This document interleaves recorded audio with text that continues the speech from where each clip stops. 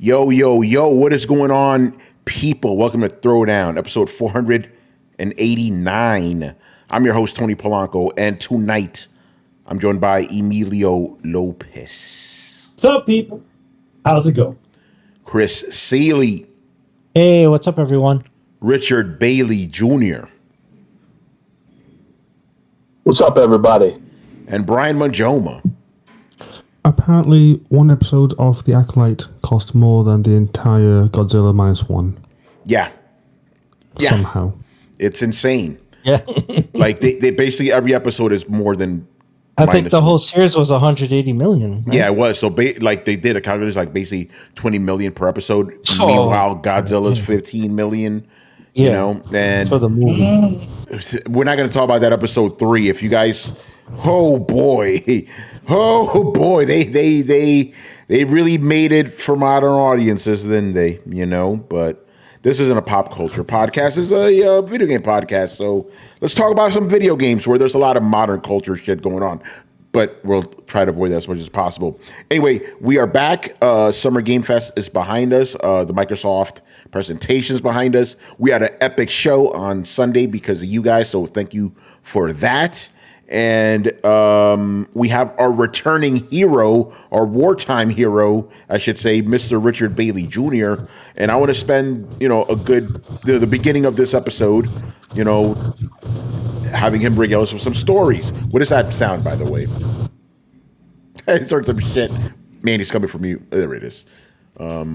Anyway, so Rich, I'm going to give the floor over to you for a while, and just tell us, your FGC stories, games, anything that's not under embargo, some, whoever you met out there, all that good jazz.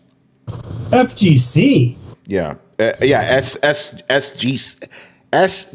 excuse me. I got it all mixed FGC, up. you going to court cases? FGC? Yeah, I got the letters mixed up. SGF.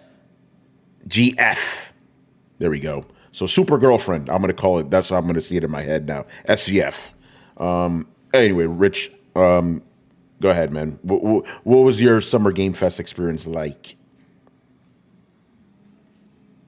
Well, first and foremost, let me say you made the reference about the returning wartime hero. Yes. That's a very funny reference because it was definitely a challenge to get back after Summer Game Fest, but I'll get into that later. Yes, that was a bit of a crazy return back home. But overall the experience I thought was a lot of fun.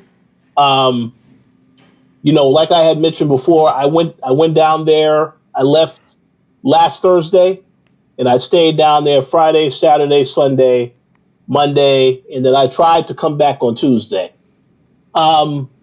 So obviously, I did go to the Summer Game Fest stream. We can all collectively agree, if you watched at home, that stream was hot garbage. Okay, while it was, while some of the things that I saw, the indie developers, the one person working on the game, it's very interesting ideas they had. That was still by far the weakest presentation that I've seen the entire weekend. So the energy. Well, go ahead. I was going to say, I think that may have to do with how much Jeff Keighley is charging for CD time. Oh, yeah. Because, obviously, single developer ain't going to be paying like half a million to get on the stage there. So my guess is that probably just like E3, when those guys decided not to be at the event, they're just like, no, we're not going to be at this event. We'll just put on our own thing for free. And Jeff, you could put it on your channel. Okay. We got Rich. Continue. So, I agree. The show wasn't good, but I did get a chance to see our boy Hip Hop Gamer. I actually spent most of that day with him because I ran into him as I was coming back from the hotel after I got my badge for Summer Game Fest Play Days. And then we went right there. We took an Uber to the location of this Summer Game Fest stream. Of course, there was a picture that was taken Yes. with a couple of individuals, Aaron Greenberg, and I would like to state this for our very good friend Carlos Romero, who is not here right now. No, I did not know what was going to be said in that picture. I just was asked, "Hey, we need you to be in the picture," because hip hop likes to get everybody involved when he takes pictures and stuff like that. And of course, we started talking about Xbox. So very interesting. But we went to that presentation. Afterwards, I actually got a chance to go upstairs because Samsung had their area closed off. And this is actually where I saw that 49-inch monitor that you talked about, Tony. Yeah, the Odyssey, yeah. Because they had Cyberpunk 2077 that I was able to play on that monitor. And it's like, after seeing that monitor, I will tell you right now, if I ever get that monitor, I'm just going to become a straight up PC gamer. I'm not going to bother going back to consoles. It doesn't make any kind of sense because I was very impressed with that monitor. It's like after you play on that monitor, I just can't imagine going back to a different type of monitor. So that was cool. We got a chance to check that out. And then lastly, to end off that day, the Mix, who usually they have a whole bunch of indie games at these events. They had something that night that I went to just to check out some of the indie games that was on the floor. So once Summer Game Fest started, I had a couple of different appointments. Now, I did see that there were questions about what did Sony have at the show. I can tell you now, Sony had Horizon Lego and Astrobot playable at Summer Game Fest. However, I was not able to go to that appointment because I was invited to another appointment to something that was off-site. And that particular thing I can't talk about because that's under an embargo. Uh-oh. So that'll be something to talk about in the future. So, yes. But I will say, of what I did play at Summer Game Fest, I got a chance to obviously see a lot of different things. I think Sunday was the day that I had the most activity in terms of Summer Game Fest because that's when I got to go to the Capcom presentation for Monster Hunter Wilds 2. And I got a chance to see a lot of the other games that I'm going to talk about here. But let me get into the 5. Yeah, I'll narrow this down to the 5 games that I was the most impressed with at the show. Okay, let's start with number 1. Monster Hunter Wilds. Yes. Okay. The presentation for Monster Hunter Wilds was a 30-minute presentation where we had to sit in the theater and they were actually playing a live build of the game just to show us, to get a feel for what's happening in the game. I will tell you right now, the game looked absolutely impressive. And I'm sure that everyone has seen the trailers that have been floating around the internet to get an idea of what the game is like. Yeah, I mean, even though this was a 30-minute demo, 20 minutes of this demo was just fighting one particular band of creatures. And it's very chaotic how, you're spending all this time trying to capture this creature, and then all of a sudden, another creature comes out of nowhere, and then you can lure that creature into the fight, so on and so forth, stuff like that. There's a lot of stuff going on. But what I noticed is that not one time during this entire process did I see drop in performance. I could tell they were playing on a PC build, but I didn't see any frame rate drops, nothing. The weather effects, the weather dynamics, because there was a storm that was happening, a sandstorm that was started during this entire sequence of me watching them trying to take down the creature.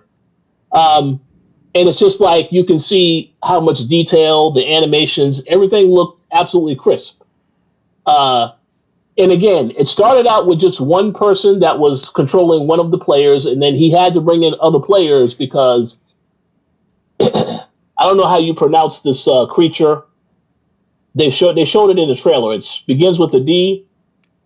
Yeah, don't worry about that. Yeah. Is it like a new creature?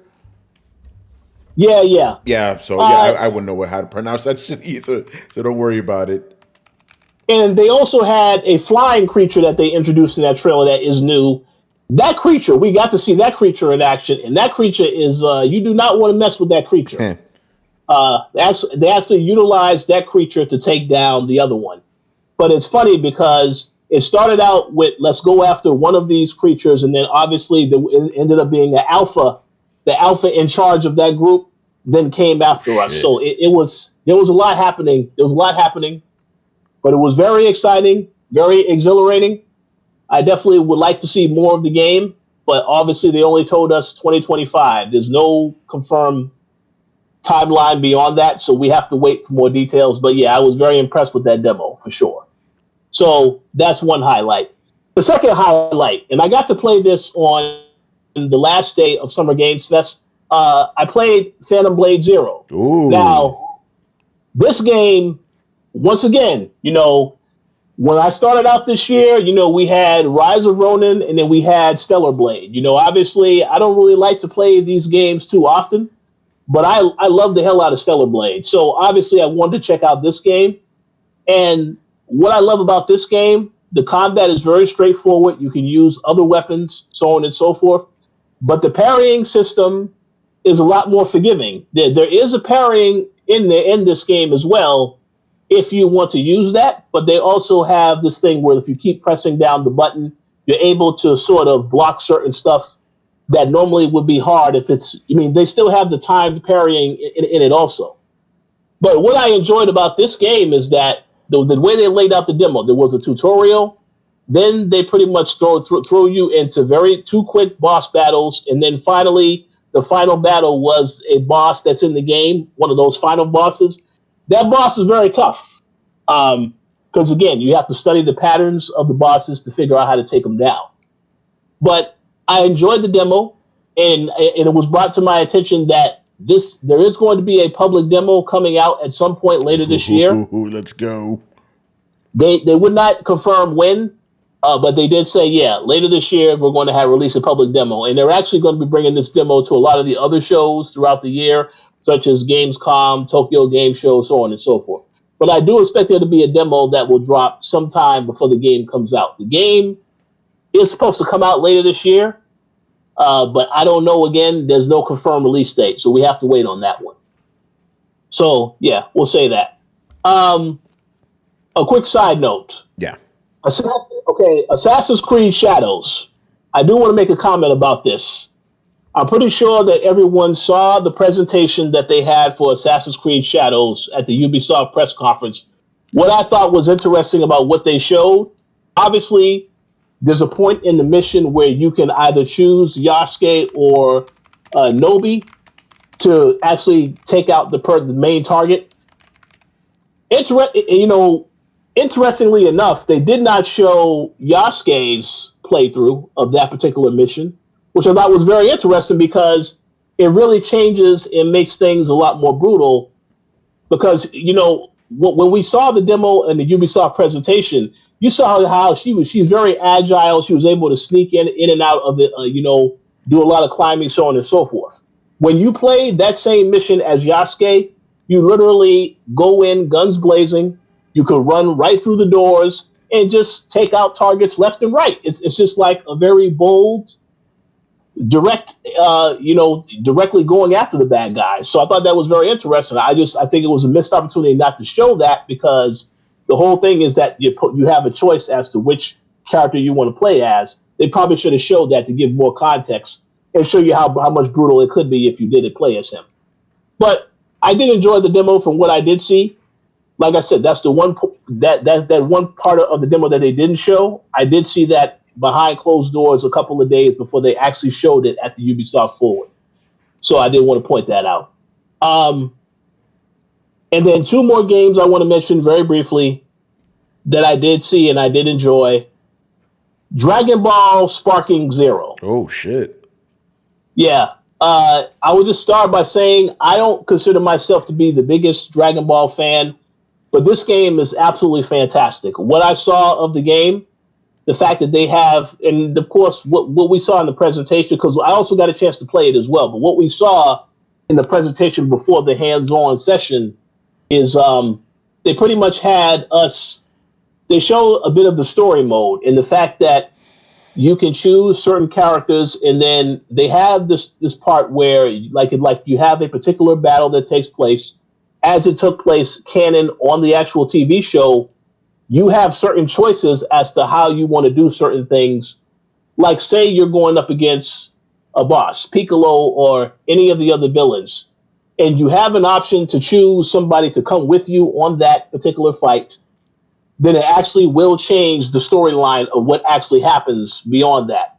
So you can decide to keep it canon to what actually happened on the TV show, or you can make certain changes based on your decisions, which I thought was very interesting. Now, obviously, I didn't get to see all of the examples. They only showed us one example just to bring the point home. But there's over 130 characters you can choose from, which I thought that's a huge array of characters. And of course, Goku as different versions of Goku, so on and so forth. That was very cool. And then when I actually got the hands-on time with the game, that was a lot of fun. Just the regular 2-on-2 matchups against the enemies. And yeah, it's a lot of fun. But yeah, I think that game, I'm looking forward to that game. It's coming out in October. It's going to be only on, I believe it's only going to be on next-gen consoles. Now, I have to double-check that, but from what I saw, yeah, it's going to be on PS5, Xbox Series S and X, and PC. But yeah, definitely a highlight. And lastly, the last game that I will say that I did enjoy, yes, a game that I didn't really go into thinking I would enjoy it. I just figured, oh, I'll check it out. Path of Exile 2. I like the actual art design of that game. I like how it was laid out as far as you taking out enemies. This game, I believe, is going to be free to play when it does come out later this year. But yeah, I just enjoyed it. You know, it's like I guess you could say it's an action RPG stylized game. But the viewpoint of it is a particular viewpoint, and it's just like I was going through. I got up to a boss battle at the end of that demo, which was a very fun game to play through.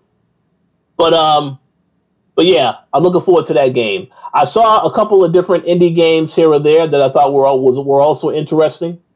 And I think the whole point of Summer Game Fest is you already have a good idea as you're getting these emails. You have a good idea of what appointments you want to go to, but you also discover and learn different things by going to certain appointments to see other games that you necessarily wouldn't have thought about going to, because Netflix was there to show off their games. Of course, Capcom and some of the other people were there as well. So it was an interesting experience from that standpoint. But yeah, pretty much to wrap up with some of the games, I thought it was a pretty good experience. I did get a chance to go to the Xbox showcase on Sunday, and that was actually in the same location. I believe it's the Motion Pictures Theater where they had the awards at before. That was an awesome location to have that actual showcase. That was a lot of fun. And then, of course, I went to Ubisoft on Monday for their Ubisoft Direct. Now, I will say right now, once again, that was at the Belasco Theater. The Ubisoft Forward, in my opinion, was disappointing because there wasn't no, hey, we have one more thing to show you. It wasn't that. Let's focus on Assassin's Creed, which we already know is coming later this year. They focused on Star Wars, which is coming out in August. But it didn't feel to me like there was any real surprise. And then I saw that when they showed the Prince of Persia 2006, oh my God, 2026, people were actually excited about this. And I said, man, all I saw was a candle, and that's it. I didn't see any gameplay, nothing. So I laughed when I saw that reaction because it's like, why are they cheering? So that was kind of confusing. I do like the fact that they have more content coming for the other Prince of Persia game that came out earlier this year, because I thought that game was awesome.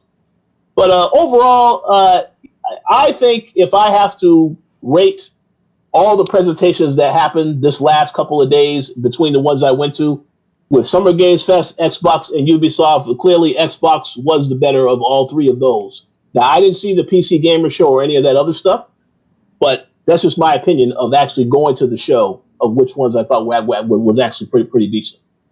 But yeah, that pretty much wraps up what happened at Summer Game Fest. As I mentioned at the start of this conversation, on Tuesday, I did attempt to make my return to Atlanta. And it just so happens that when I got on my plane to come back to Atlanta, we had a bit of an emergency situation because there was a woman on that plane. She had her kid. Her kid got sick.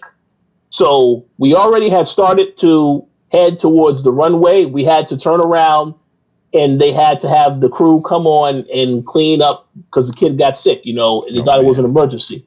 At the same time, what I also learned is that prior to the flight starting, there was a police officer that was sitting next to somebody. He had somebody in custody, and he was sitting next to this person in the same area in the waiting to board the plane. And he decided to take it upon himself to bring that person onto the plane. Now, that individual was not supposed to be on that plane. And they asked him, when they had to come back, they asked him, hey, we need you to get off the plane. The guy refused to get off the plane. So what they did is they made every single person on that plane get off the plane. They had to bring the police on the plane to take this guy off the plane. That took pretty much all afternoon.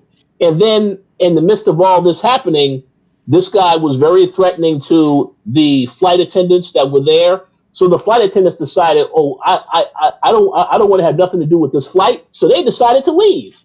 So they had to bring in other flight attendants to basically take over and be a part of us to try to get us back. But eventually they figured it out. That guy, they did get him off the plane. So eventually I did get back, but I didn't get back until like 5 a.m. the next morning. So and I had to work right after that because I had work the same day. So very chaotic return. But to answer the question that I'm pretty sure Tony is going to ask, will I go to Summer Games Fest next year? I'm pretty sure I think I will. Yeah, no, it sounds like you had a great experience out there, man. There's a big one about next year, though. Now there's going to be it's going to be open to the public. Oh boy, or at least a portion of it. Yeah.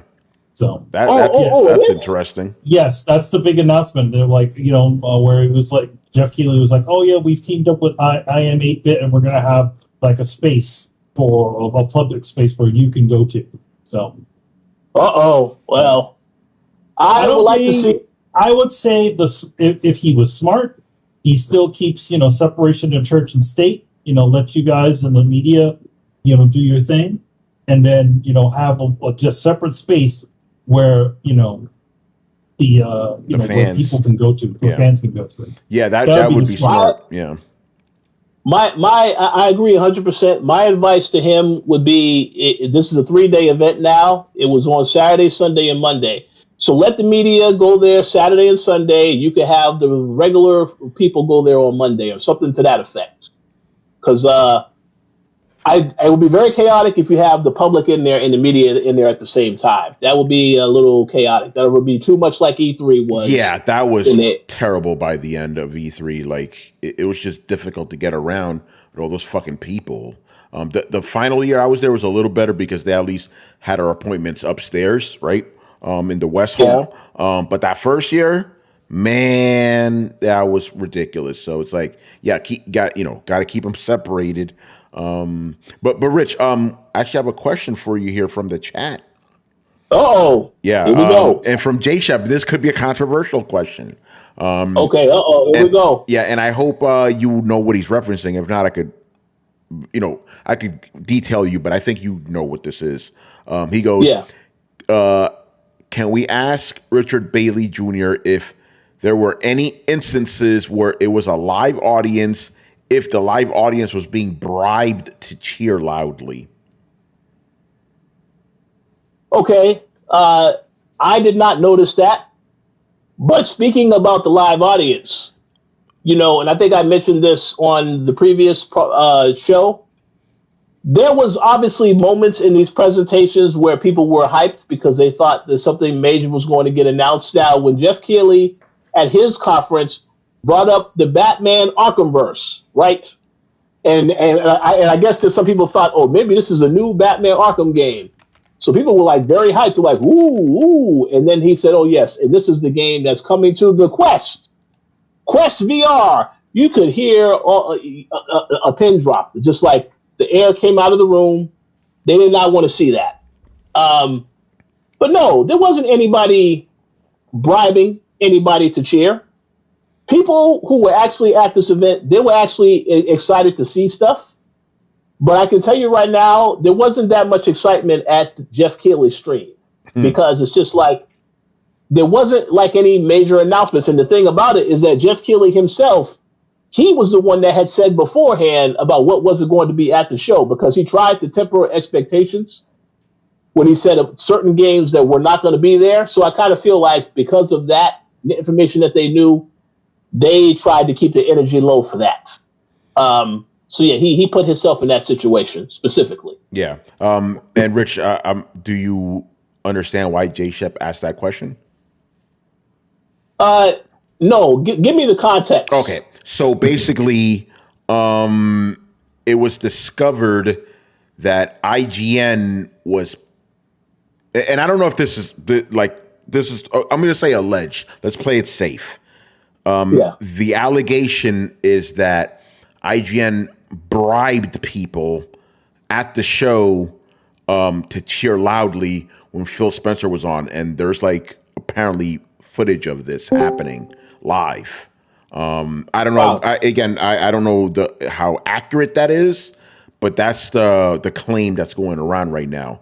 I'm not going to say whether it was true or not. I don't know. Was it which one was it? Was it that little thing that they did? There was a Phil Spencer interview. I don't know when it happened, but I mean, you know what? Like, I'm going to say this. I think a lot of times when it comes to like when they do like live shows like that, they want to get the crowd riled up. Yeah. I think they'll probably get them to go and cheer and stuff like that. I mean, any studio audience they do that too. Yeah, no, but apparently, no. I mean, you're 100% right. But apparently, they were given like compensation for that. Again, I'm trying to be careful here because we don't know what happened. Yeah, but I would not be. I'm trying to be careful here. I wouldn't be surprised. I'll say I wouldn't be surprised. Anyway, go ahead, Rich. Well, let me just say this. IGN Live had their own event, and that event was open to the public. That was where Phil Spencer had that interview with Ryan McCaffrey, because they made it a big deal to have a lot of different things. And I didn't go to IGN Live because, number one, I didn't know if I needed to get a pass or media credentials to get into that event. All I knew was that it was open to the public and happening at the exact same time as Summer Games Fest. Yeah. So what I'm saying is that if that did happen, I'm pretty sure it happened at that event. Yeah, that's what it seems like. That's what it seems like. It did not. But this does not apply to anything with Summer Games Fest out, in terms of that stuff. Because again, when we went to those streams, everybody came into the auditorium. They have a seat, and then they watched the presentation. There was nothing happening about them making people cheer. They were cheering because they were actually excited by the stuff that they saw. So I'm not going to speak for IGN because I don't know what happened at IGN Live, but it sounds to me like if something happened, it probably happened at that event because that's the first time that IGN did an event like that, and they wanted to get a lot of attention, and they did announce that they already are coming back for next year as well. Yeah, but you didn't go to that one though, right? You just went to main Summer Game. No. Okay, you went to Summer Game Fest and you went to the Xbox Showcase. That's what you went to. That's right? correct. Gotcha. Okay. Again, we want to get that out there. Jay Shep goes, is there any chance that RBJ can be a throwdown, quote unquote, insider and drop us any breaking news or hints at something coming? Sure. I want to take this as a little bit of a segue. Our good friend Paris Lilly is now an insider, according to some people. Have you guys seen this shit? Yes. Yeah. Okay. So Paris made a comment on Kind of Funny podcast. I think that's where he's on. I'm not sure where he made the comment, but he said a comment about how more Xbox games or announcements will be coming, and then certain websites said Xbox Insider Paris Lilly says this, and that. And full disclosure, I talk to Paris and Danny every single day. So, right. So when I saw this, I sent him the link. I'm like, hey, Paris, you're an insider now? He cracked up. I'm like, I guess I am. So it not to derail the conversation, but it just shows you how desperate some of these websites are for scoops that now anybody's an insider. Here's the thing. Technically, by that standpoint, because they're now saying if you're in the industry and you have an opinion, you're an insider. So, Richard, by that logic, you and I are insiders. Yeah. Right? We're That's insiders. Cool. So, yeah, you want insiders on Throwdown. You've been had them. We've been here for years. You had him for years, yo. Manny, you too. You count Chris, Brian. It's like since we were all in the industry by these standards, we're all insiders. Torrance. Even though he's out of the industry, he's an insider too. Why not? The guys in the chat are asking, was Tim Dog there? No, he wasn't. He was home crying, probably. By the way. Again, not to do a conversation. I need to say this, and I'm not trying to start shit. Say, me, I don't like drama with other YouTubers, but I can comment on this because it was posted publicly, right? A certain YouTube, I'm not going to say his name, but I'm pretty sure people know what I'm talking about. A certain YouTuber who's named after a gun, right? He was very upset that Jeff Keighley did not acknowledge his existence. Also very upset at Ryan McCaffrey for not acknowledging his existence. My thing is like, dude, just because you're quote unquote, and I don't even want to say you're you're in the industry, you're just a YouTuber. No one owes you their fucking time, man. No one owes you their time. I'll say this right now, publicly, Manny and I have ran into Jeff Keighley a couple of times, and he kind of gave us, a little bit of a brush off. Are we offended by that? No. It's just how it is. Some people are like that. Some people aren't. That's how it is. Dude's got shit going on. Mm-hmm, exactly. So, he'll if he stops what he's doing to say a little bit of something to you, then fine. But dude is moving. That's it. He ain't gonna do it. Yeah. So don't get unless you're Hideo Kojima or Young. Yeah. He ain't gonna give you the time of day. But again, but this guy was very upset by this. That that Jeff Keighley didn't. Like, he knows who I am. Yeah, and being real, I'm sure he does know who you are, and maybe that's why he didn't want to talk to you. Yeah, well, the thing about it is that, like, if you're a divisive person, Jeff ain't gonna talk to you. Yeah, because he don't. Because let's just be honest, he don't want your stink getting on him. Yeah. So I had to say that. But I'm going to say one more thing, and then Rich, I'll throw it back to you. But yeah, I did find that whole, I'm going to call it cheering gate, very interesting. But there's video of this stuff. So again, I don't want to say it happened, but I'm kind of inclined to say it did, And apparently, hold on real quick, Manny. Dumeke said that apparently, you like during the Ryan McCaffrey portion, you could audibly hear some people cheering, but during the live stream, they would only cut to the same 5 guys cheering. They didn't go to the other people. It was like big hall, and they only focus on 5 dudes. Well, the thing about it is, it's like there was.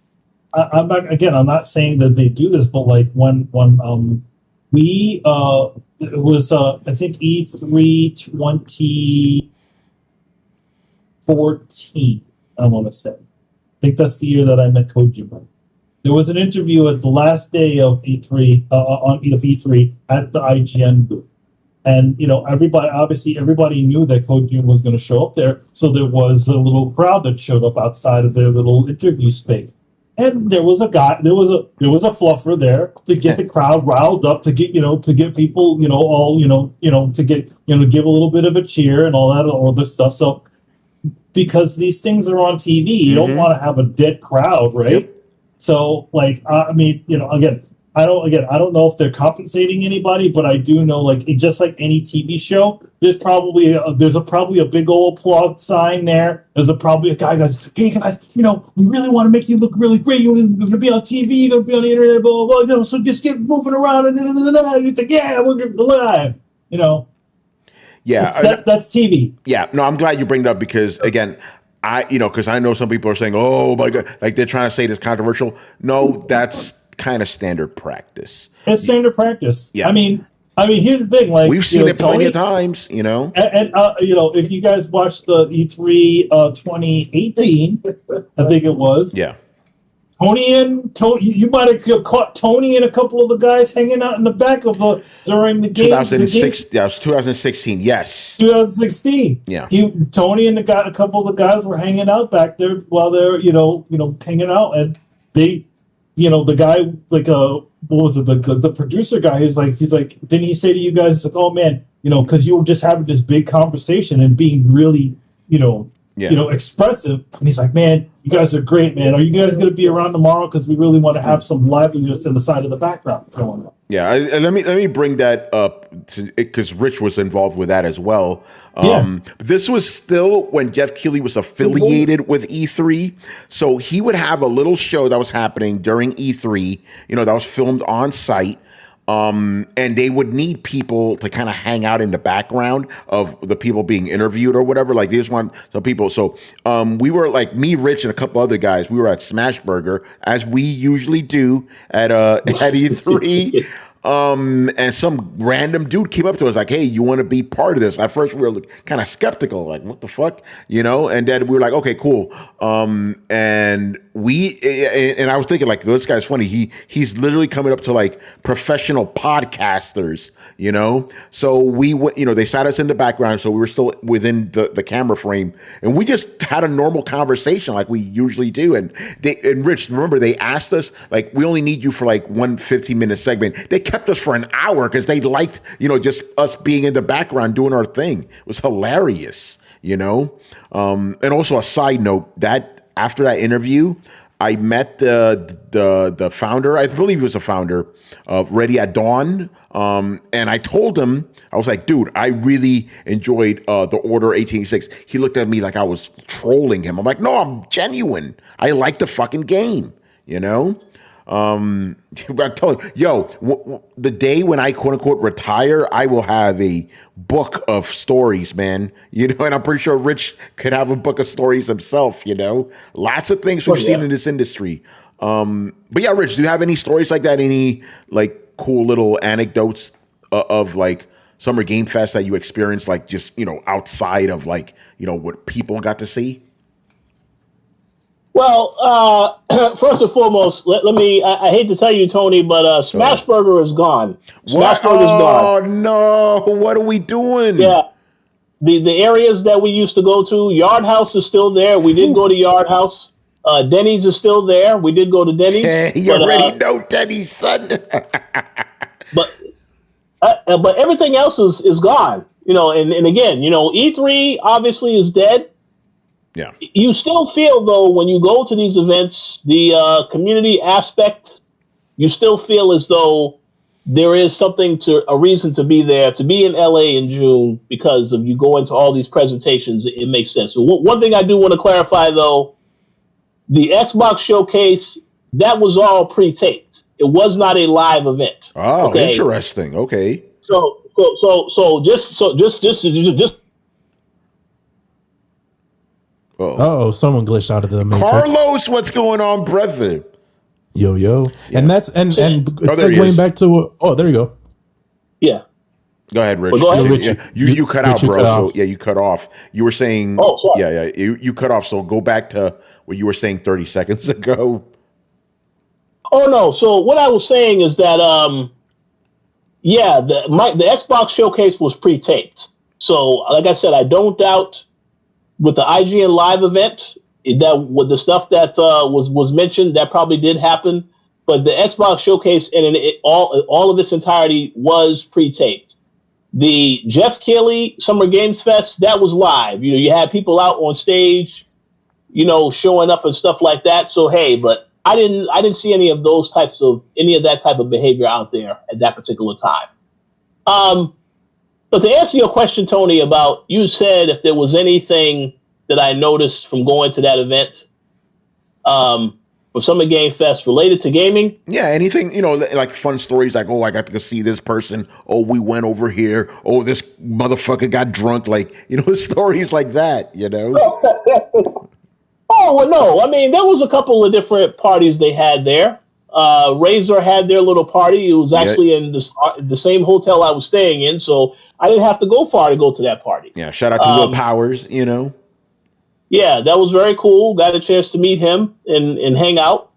The one thing I do like about these particular events, you meet so many different people. I got to meet a lot of people at other publications. Just in casual conversation, they would tell me, "Oh yeah, I write for so and so." I said, "Oh, that's cool," and then we would start talking. When I went to the Xbox conference, I actually was sitting next to a guy that actually all he does is Call of Duty content. So he was telling me that he actually went to the studio Sledgehammer like a couple of days ago, and he filmed all the content he needed to film before they announced it at the actual Xbox showcase, the Call of Duty showcase. So I thought that was pretty cool. No, but I mean, overall, there wasn't really too many comical stories this time around. I did get of course, I did see Paris, I did see Danny, you know, and of course we hung out with Hip Hop Gamer. That was always fun.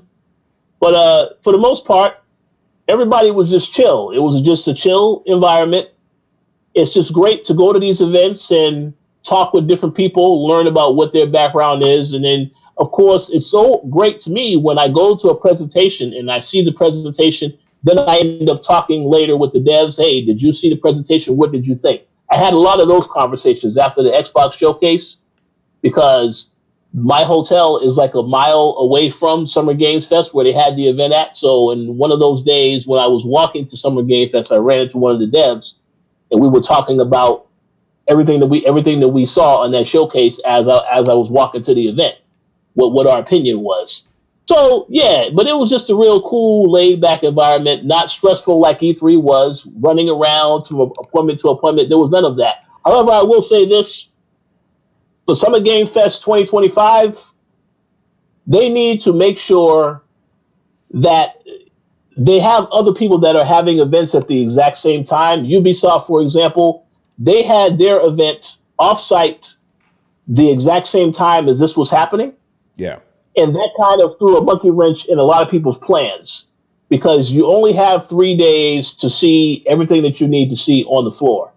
And unfortunately, yes, because, you know, when I was emailing Ubisoft back and forth to get appointments for Assassin's Creed, so on and so forth, there was other appointments that I could have gotten for other things, but I could not really make that happen. For example, Black Myth Wukong, right? Yeah. That by far was the most popular demo because there was no slots available for that entire, from the minute that it was announced that Game Science was going to be there was nothing left. And even like one thing I will say, and I did learn this from hip hop, I'm pretty sure I learned this from you also, Tony. Yeah. If you go to a demo and you see no one's there, just talk to the people and ask them, hey, are you open? I did that several times on this trip. And that's how I ended up, you know, going to appointments at different times and fitting in other stuff into the schedule. But with Black Myth Wukong, I could not do that because that was packed from the start of the show to the very end of the show. It's because everybody's looking forward to that game. It drops in August. I totally get it. But overall, yeah, I think it was a fun show. And the last thing I will mention is I really like seeing the PR people that we always get all these emails from, exchanging back and forth. Just having that interaction because they know who you are and vice versa. That's all. I never get tired of that because some of them I haven't seen since the pandemic. Because the last time that I did see them, it was at E3 before the pandemic happened. So it was great to see them again, and they remember the coalition. They remember everybody that used to work at the coalition. So it was just awesome catching up with them too. Yeah, that's always one of my favorite things about attending events in general. Like actually putting like a face to a name that you email with all the time. 2018 in particular, the last year I went to E3, man, it was like I met a lot of dope PR people. You know, some people obviously I'm still, you know, in contact with, you know, and Rich, you know, this is something you and I talk about a lot off screen, but we could talk about it on air too. It's like, you know, when you comport yourself correctly in this industry, people remember that, you know, to a point. I can't. I got to be careful what I'm gonna say now because there's some NDA stuff. I'll talk to you, Rich, after the show about this. It is related to something you mentioned tonight. I'll just say that it is related to that. But I reached out to a colleague, or not colleague, a PR person who I don't really talk to as much because again I don't really cover games as much as I want to. So one of my colleagues from the UK side was trying to get a code for a game, having a very difficult time. I hit up my colleague who I've known for over 10 years, the PR contact. Within 15 minutes, I had the code. or access to the code. It's like, because, they're like, oh, this is Tony, let's work with him, And this is also happening now that I'm a tech journalist. It's happening in tech too. It's like, Tony needs some, get it to him, Because I'm not going around being like that certain gun person, making crazy YouTube videos and all that, I don't start shit with nobody, man. So people start shit with me, but I don't return it. Fuck no. I don't play those games, man. I don't have any crazy DMs with people. None of that stuff. I've said this story before. It was a very. I'm gonna say because I saw Torrance in the chat before on YouTube. Because Torrance, he was a little bit of controversial guy, and there were moments where I would name drop him, when I went to my first E3 in 2013. Some people gave me the stink eye, like, oh, Torrance Davis, because Torrance is crazy. Let's be real. And the following year, when I went, 2014, I was with the Coalition. Every single time, without fail, when I mentioned the Coalition and you, Rich, doors open. That year, for whatever reason, Sony didn't have me booked for their presentation. I go there, and I'm like, hey, I'm with the Coalition, Richard Bailey Jr. Like, Richard Bailey Jr., I love him. Homegirl goes to the back, blah, blah, blah, blah, gets me and Manny in, instantly. I was like, oh, shit. It's great. Night and day, Now I'm that guy. It's like, oh, Tony's here. Get him in, Yes. It's that's how it is, man. And a lot of these cats on Twitter, these YouTubers, they don't understand. You go around, this industry is big, but it's also very small. Everybody knows everybody. Everybody talks. Yeah, everybody talks. That's why a certain other writer that was with the Coalition, Rich, I think you know who I'm talking about, who has an affinity for fitness, may not have gotten as far as he may have wanted because of the antics. But, we'll let people figure that one out. But no, man, it sounds like you had a great time. I wish I could go out there, but again, I'm in tech now, so it's a different thing. Like, there's two big events happening during Summer Game Fest: Computex and WWDC. I didn't go to either this year because of everything that's going on with my mom, but I do plan to attend next year. Probably not WWDC, which is Apple's event, but I definitely want to go to Computex, motherfucking Taiwan. That's gonna be dope. So I won't be able to do Summer Game Fest. I was invited, just for the record, I was officially invited by Summer Game Fest, but with everything going on, I couldn't go. But I probably won't be able to go next year too, even though I would really enjoy that. Just getting back, because I don't really do a lot of gaming events, but when I do them, which is in the city now, people are like, oh shit, Tony, people haven't forgotten your boy, But yeah, man, it's good stuff. I'm glad you had a fun time out there, and you regaled us with a lot of dope stories. So I'm definitely looking forward to hearing what you have to say next year, because next year is supposed to be the year. Remember, we saw a lot of trailers. So 25. So oh yeah, that's why I'm excited. But we will see how many of those games actually release in 2025. It's crazy, man. Manny, by the way, did you do that featured image? Oh, you did? Okay. Because I was wondering, like, maybe we should have Richard Bailey, but it's all right. Because half the show's him, Richard Bailey doing his pose and shit, Well, I mean, we could just take Richard's face and stick him on Marcus Phoenix's body. That'd be hilarious, But yeah, we do have a couple of stories I want to run through here. Kind of related, No, Manny, don't worry. We'll stick with Gears of War. Okay. So you guys remember, oh, by the way, your boy, Tony, I caught a lot of heat the other day when I gave the Xbox showcase A 3 out of 10. I kept it real. Motherfuckers came after me, but I didn't delete the tweet. Unlike a certain person who likes, who names himself after the last Sega console released. I think you guys know what I'm talking about. He gave it a 4 out of 10, and he got so much backlash, he deleted a tweet. I gave it 3 out of 10. You know what I did? I just muted the tweet and kept it up. Fuck that. You know, I'm not deleting it. I just don't have to look at the bullshit. So Xbox community very angry at me, but you know what's new. Xbox community has been my most constant enemy since the beginning of this podcast, my career. It's hilarious. So it kind of feels like I'm coming home, you know, when I get hate from the Xbox community. But I was a trial up. I didn't think the show was that good, you know. Anyway, so one of the reasons I was very upset with that show was that Dragon Age reveal, you know. Terrible trailer. It looked like some, you know, hero shooter bullshit. And people, you know, very mad about that. I got so much fucking hate on Sunday. It was hilarious. I got hate from the Xbox guys and the Dragon Age fans, right? Even though, oh, you're a fake Dragon Age fan. Bitch, I've been in from beginning. Fuck you talking about, you know? Hold on. Even the Iron Lords said Tony was doing too much. Shout out to the Iron Lords, man. I see those cats all the time because they're based out of New York too, you know? It's just funny. I get mixed into the stories. I wasn't even at Summer Game Fest.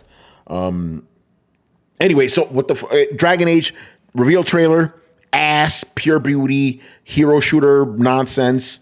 So I let my, put my thoughts out there. I said, they just killed Dragon Age. People were not happy about that. Wait for the gameplay. Wait for the gameplay trailer, Tony. I was like, all right, man, we'll see the gameplay trailer, you know? Gameplay trailer drops, 20-minute, trailer. At first, I was like, okay.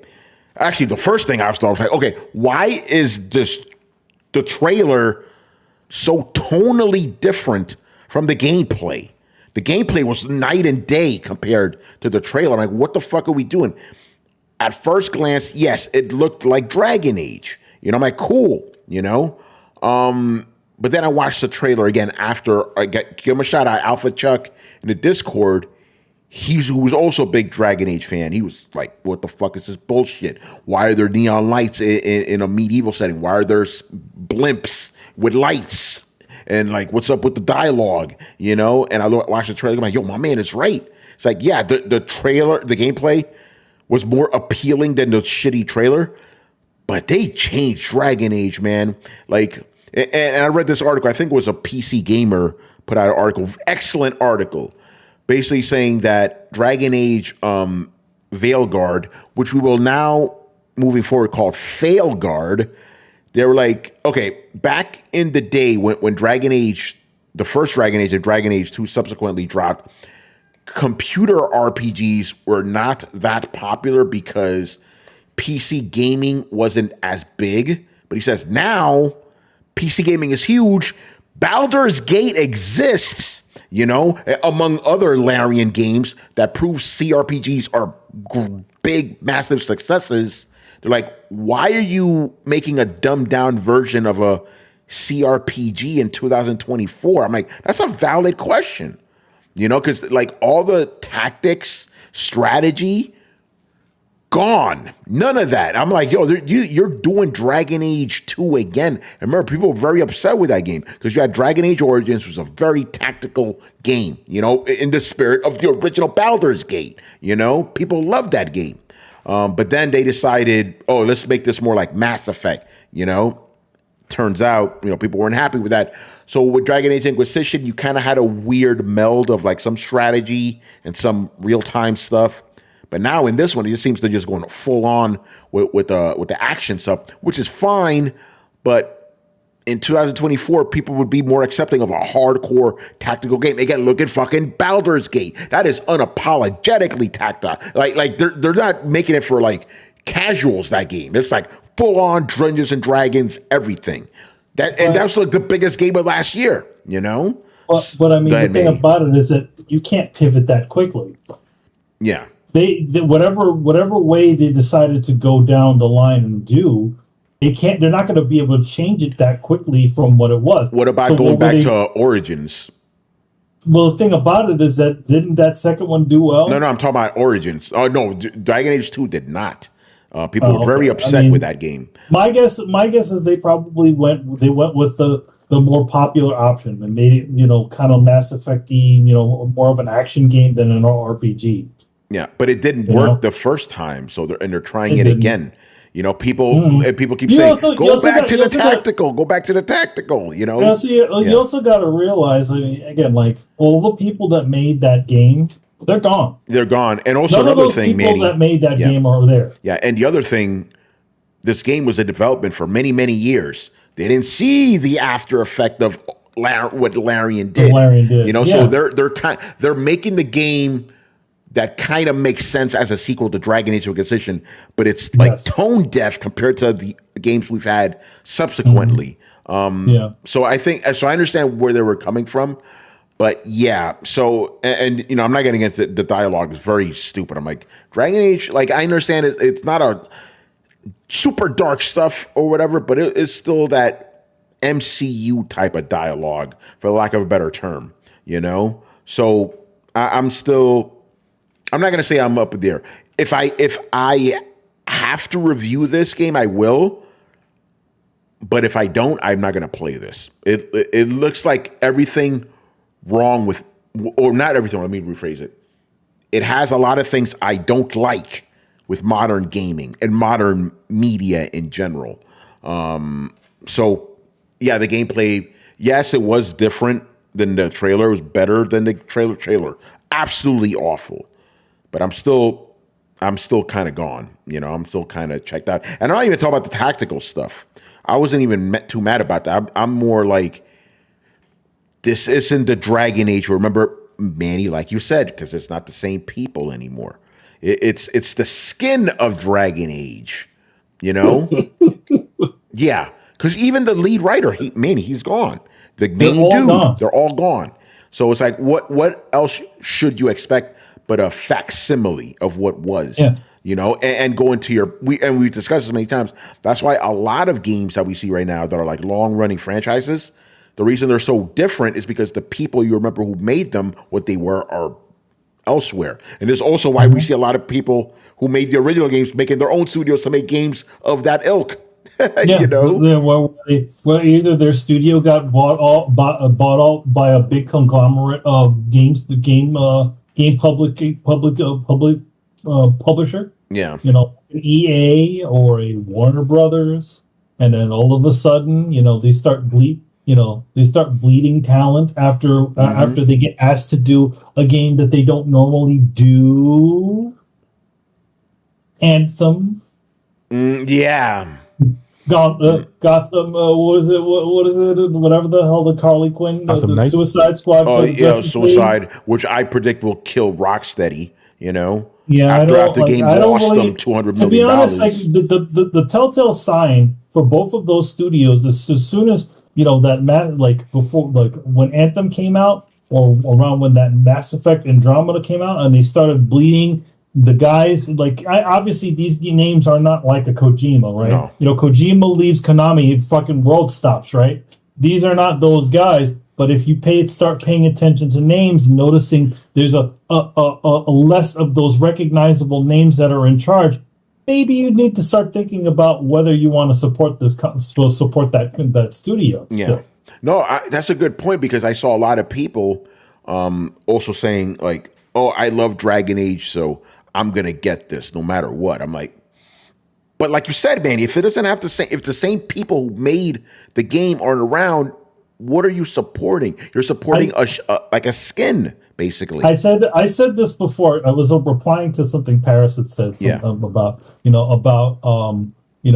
something about the game industry, and I said the fanism, and I'm like, this that really needs to stop. I'm like, okay, that's like saying people need to stop rooting for their team. Yeah. Right.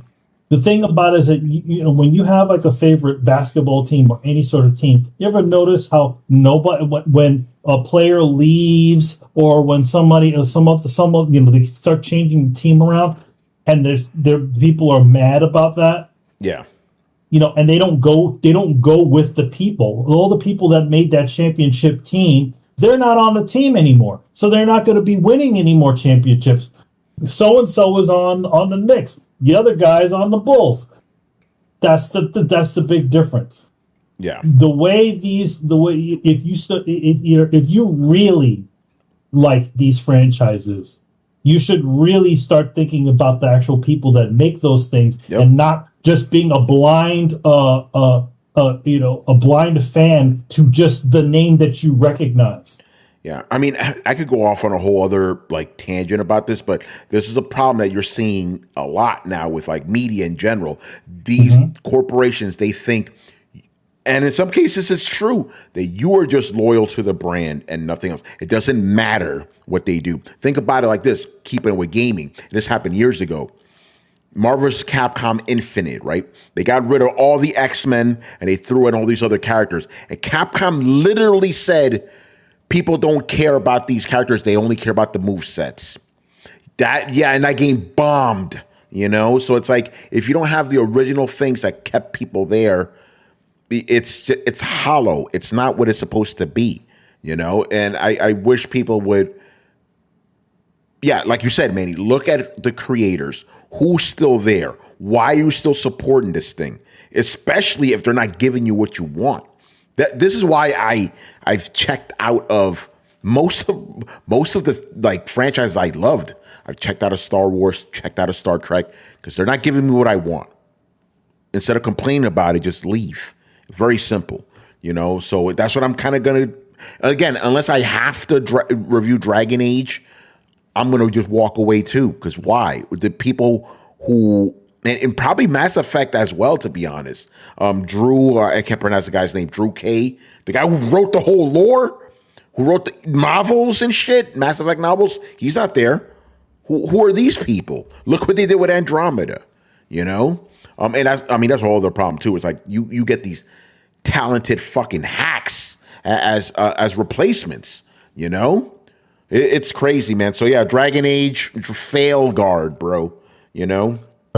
And I feel like, and we've talked about this at nauseum with a lot of other topics, not just video games, like you mentioned. When have you had a franchise that's gone for 40 plus years that's stayed at the top of their game this long? Yeah, No, you're 100% right. There's like the first one I thought of, but obviously not staying top of his game. Godzilla, I still enjoy that, but there's been ups and downs, you know. And Godzilla is I know it's a franchise, but Godzilla is a genre. Yeah, it's like there's really like, you know, it's like like kaiju movies. That's Godzilla. Just make sure to put the Godzilla in it, and then it's a Godzilla movie. Yeah, James Bond movies, they've had their ups and downs as well. That's long running franchise too, you know. Yeah, and I mean, and James Bond, I mean, had a huge lull. Yeah, you know, between the 80s and 90s. Yep. So, you know, a lot of these, and with gaming, I feel like it's even more exacerbated. I like agree. it's 10 years, 15 years is a long time. The gaming industry is technically the tech industry. Yeah. So people do not last long in their jobs in the tech industry. They always move. They change from jobs to jobs, you know, get higher positions at different jobs. So they don't really stay that long. It's really rare. And we talked about GTA 6. You guys another one. Talked about how you guys were, you know, scared that they're going to, you know, change the direction of the game. And I'm like, I wouldn't be surprised because people aren't even there for me GTA 5. And that was the last one. Yep. That's another case of like one of the founders, Dan Houser. He's like, I'm going to make my own studio. So no, you're right, Carlos. Why is it that Dan Houser needs to go and his brother need to go and make a new studio? Well, his brother is still on it. He's still there? Yeah, he's still there, but Dan Houser.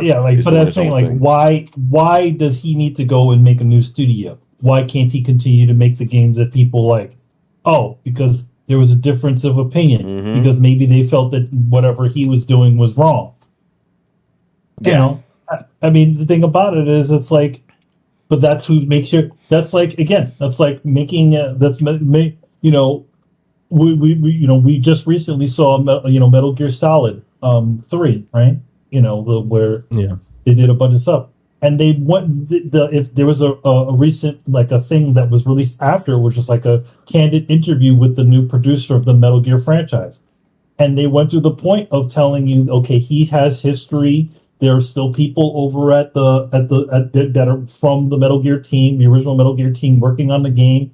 The new game is not going to be, is going to be a note for note recreation of the original game but with better graphics. So you do all the same things. And they even went through the trouble of like when the fans started, started getting like, oh man, we wish you still had the original controls. Oh, the original controls are still in there. You can switch back to the top angle view like the old game. And they're like, oh, what's with this crazy new, why doesn't it look like the same sort of color value as the original game? Oh, we have a filter in there. You can turn that on if you want to make it look like the old game but with new graphics. And that's the issue with consolidating all of these, developers into just a couple of publishers. They're making video games for profit and for the highest profit. And how do they think that they're going to do this? By using franchises that have sold in the past. Yeah. But like as you guys mentioned, most of these franchises don't even have the same people that originally created and made these franchises great. I mean, 343, Bungie's not making Halo anymore. Epic is not making fucking Gears of War anymore. Kojima isn't making a Metal Gear Solid anymore. Cliffy B isn't involved. What's his name isn't from Lionhead isn't making fucking Fable. Yeah. So, but all of these franchises are still alive and well and releasing and with the promise of releasing, but we don't have the same people making these that made them great. So now it's just, let's just get these people that may or may not know what made the games great to begin with, a la Dragon's Age, and hope to see if these sell. And that's just the world we're living in. These games, a lot of these games don't have the same passion, the same inspiration that created the franchise to begin with, because all they care about is making money. But then there's also situations like this where the actual teams have lost their way. We talk about, Riku wouldn't agree with us, but the Sonic franchise, it hasn't been the same for years. And it's actually to the point where there's literally two different types of fan bases.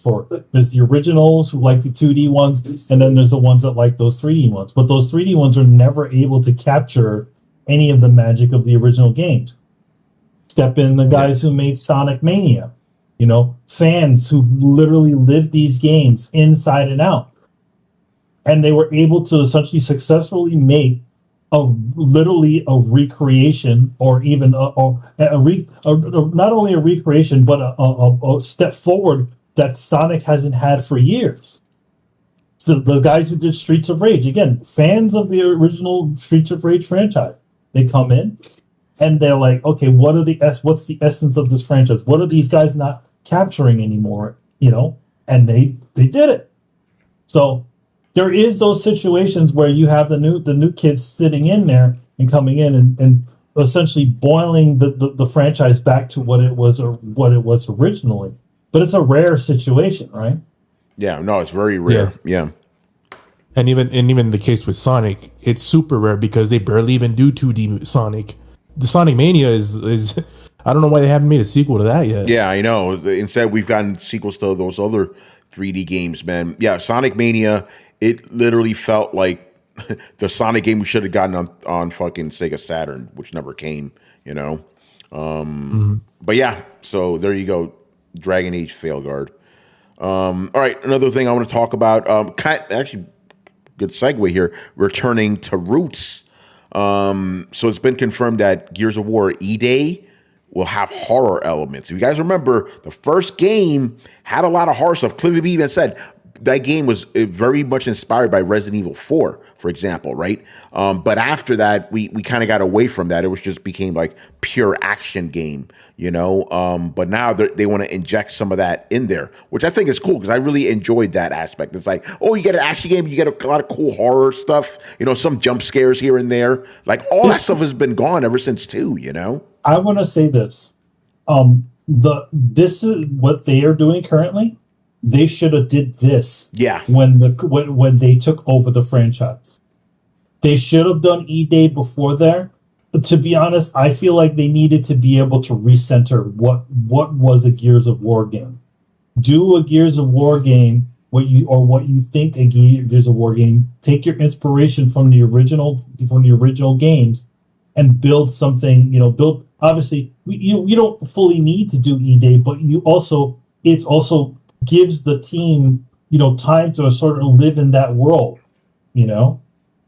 And I feel like that's something they should have did. I feel like that's why to bring it back to Konami, and that's why I think the Metal Gear Solid 3 is the smartest move that they could have done after a Kojima leaving. Yeah.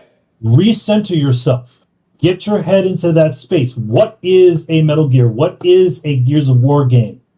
And then once you figure that out, once you've trained in that world, that's when you start to come back out with something new. Yeah.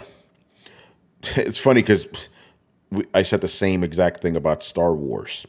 When Star Wars came back, people were very upset that The Force Awakens was like episode 4, right? And I was like, we gotta remember why we like this series. But then they completely fucked it up after that, But and kind of going back to what we were talking about before, if you have people, because again, you're gonna get different folks involved in the team. But if you have people who understand the core, what is it that makes this franchise work? As long as you have people like that, you can keep this shit going for a while. Somebody brought up Yakuza. Yakuza's been going for 20 years, and the games are still good. They understand why people like those games. Yeah, and Mario. even long after the original creator of the Yakuza franchise has moved on, they understand that. Yeah. They still understand how to make that sort of game. Yeah. Yeah, exactly. And Carlos, I think you said Mario. That's another one. They understand what people like about those games. Also, the other thing about it is that Nintendo is not the Nintendo tries to keep their people. Yeah, they do. Yeah, I mean, so all the same guys that worked under Miyamoto and on other games. The guy who's handling Legend of Zelda, he'd already made a bunch of Legend of Zelda games already. Yeah. Go ahead. Aonuma. Yeah, Aonuma's been there for years. Yeah. So is Koizumi. Koizumi's been there since Super Nintendo. Yeah. And he's in charge of Mario now. Does Final Fantasy need to go back to its roots? Here's the thing with Final Fantasy. What are the roots? Because every game has been different, I don't think you could have a game that'll satisfy every Final Fantasy player because they can't even agree on which games they like from the past. The thing about it is it depends on the era of that you sort of grew up with on the Final Fantasy era. If you're like us who all remember playing all the original turn-based things, Final Fantasy is that. But once the Final Fantasy, the era of Final Fantasy 7 and 8 came along, that was a lot of people's Final Fantasies, which is sort of slowly but surely moving away from from that sort of turn-based sort of aspect. Then Final Fantasy 10 and then onward, it all just started moving further away from the turn-based era. So and then you also got to realize Final Fantasy doesn't have the original guy who made Final Fantasy in charge of Final Fantasy. Sakaguchi's gone, Sakaguchi's got his own company. So so if you realize like a lot of the, I would say, quite a bit of those Final Fantasy, those later Final Fantasies, as much as money they did, they also had diminishing returns. Yeah, they kind of did. Couple interesting comments here, some questions, comments. Jay Shep, are some developers more interested in putting their own spin on these franchises and keeping them original? Yes, and this also goes to other creative people in other industries, like movies. Like they want to put their specific stamp on it. It's not really about honoring what came before. It's more about, I want to put my mark on it. I want to put a giant fucking robot spider in the Superman movie, shit like that. But the thing about a lot of injecting your own thing into those worlds, especially in the writing world, you adding things to stories or reworking stories or doing any of that sort of stuff also gives you a residual. Because you've created a new character, you've created some new situations, and these things end up getting used. You still continue to still get money off of it. That's part of the reason why you never see a straight up adaptation of really most anything, even no matter how solid the story is in whatever medium it was before. I would say The Last of Us is probably the closest shit that has ever gotten to whatever was in the game on that game screen. Yeah. You know, with the addition, they added like 2 new episodes in there, like, you know, to that sort of flesh out some other characters. But other than that, it's a pretty spot on replica. Yeah. No, I mean, go ahead. To answer J-Ship's question, I don't think they really care about sort of honoring the legacy of the franchise. They'll just do the lip service for the most part. Most of these studios just care about, well, at least the heads, maybe not the individual developers, the writers and the artists, but you know, the people at the top. Most of what they care of is what is going to make the most profit from the game that they're developing. And if they acquire a franchise, or if they have a big franchise that they can use, they look at all the methods to see, okay, so we're releasing this game. It's a well-known franchise, so a lot of eyeballs are going to be on it. What's going to make the most profit? Oh, microtransactions, loot boxes, multiplayer, you know, games as a service, all this stuff. Yeah, they take all this into account. That's why you have so many games with a dude with the same haircut. It's a fucking rubric, and people use this to because they're inspired or because they feel some certain way about this. No, the reason why all of this happens is because they think this is what's going to generate the most money. Yeah, there's no, and people think it's deeper than that. You know, people think, oh, like these guys have, like, I don't know, political opinions or something. Most of these things are made with money in mind. And that's all it boils down to. A lot of times, it doesn't even make any sense because it's not going to make them more money. It's the thing about which is funny because then they make these changes and it's losing them money. You know, we see these things in the movie industry where they'll, like, in other words, they'll do what Carlos was saying, where like they'll, like, you'll have, back in the day, you'd see, hey, look, we got a Meteor movie. Oh, hey, there's another Meteor movie. You know, because they heard somebody else was doing it. And they're doing a volcano movie. We're going to do one too. We're going to do one. Yeah, and I feel like a lot of times definitely marketing people take away the wrong lessons when it comes to when it comes to certain successes. It's like, okay, Deadpool does really good at the box office. It's not the fact that they were respectful to the character. It's like, oh no, potty mouth superheroes. That's the thing. Yeah. You know, I mean, even Ubisoft. I mean, we've talked about them ad nauseum. Also, they mentioned at the beginning, oh, we don't want to make an Assassin's Creed game based off of Japan. And what happened? You know, X amount of years later, they're making an Assassin's Creed game based off of Japan, and they didn't change their mind because somehow they had an epiphany saying, oh, we feel like, oh, like, I'm so inspired to make a game off Japan. No, it was just due to make a game based off of Japan because that's just the natural, correlation to making an Assassin's Creed game. I also think that they saw the success of Ghost of Tsushima. Yep. Oh yeah. And they're like, oh, we pretty much do ninjas, right? Let's do that. It's wild, man. Let me read some of these other comments. Some interesting stuff's coming on here.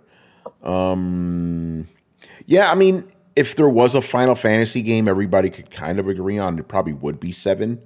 But I don't think there is a core Final Fantasy game. Fighting games need to go back. Fuck season passes, etc. Says Blitz. That's a whole other conversation right there. Yeah. All right, man. Let's move on to the next thing. I want to talk about some bochinche here.